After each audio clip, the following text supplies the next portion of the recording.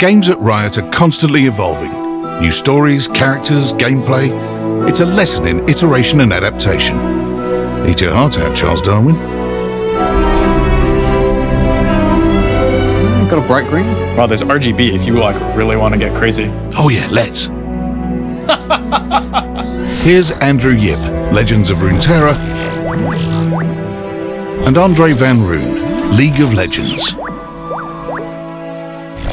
Some of the ways in which Legends of Runeterra have been successful were actually really surprising. We've really taken an approach of experimenting with a lot of different things and seeing what resonates with our players. One of the sort of primary modes that we released in Legends of Runeterra is something that we call labs, which is quite literally us doing experiments that we think are going to offer value and fun and engagement for players. And then we release Lab of Legends. Professor, think you can help me iron out these last few wrinkles? Of course, my boy. What seems to be the problem? A lot of players really love Legends of Runeterra because it serves to extend and broaden the League of Legends IP. Certainly working on LoL for a long time, we've had a lot of players wanting a broader cast of characters to engage with, and we just don't have the canvas for a lot of that. Yeah, we have infinite canvas. Yeah, I mean, to flesh all that stuff out. Right. The hope is, I think, that we create this feeling of there's always something waiting to be discovered, and it's always changing.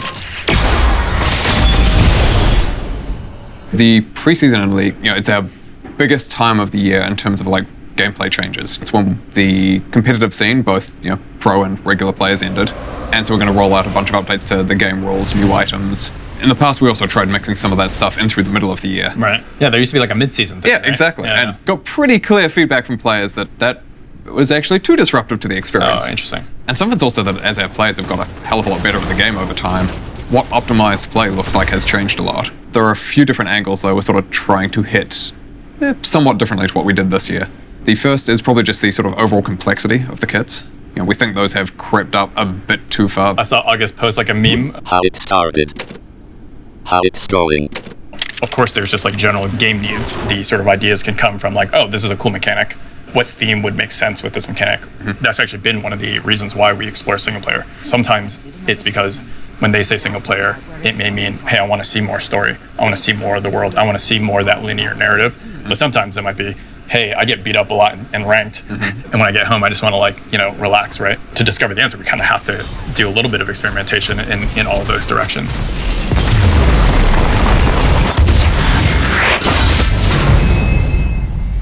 There's an awful lot of feedback. The Sentinels event, the Ruination. I think there was a bunch of fun stuff in there, but at the same time, we didn't completely land the tone, I feel, in terms of exactly what players were looking for from a really big, epic experience. I think it does help that that all that feedback is coming from a place of passion. A player who just doesn't care, they've left the game.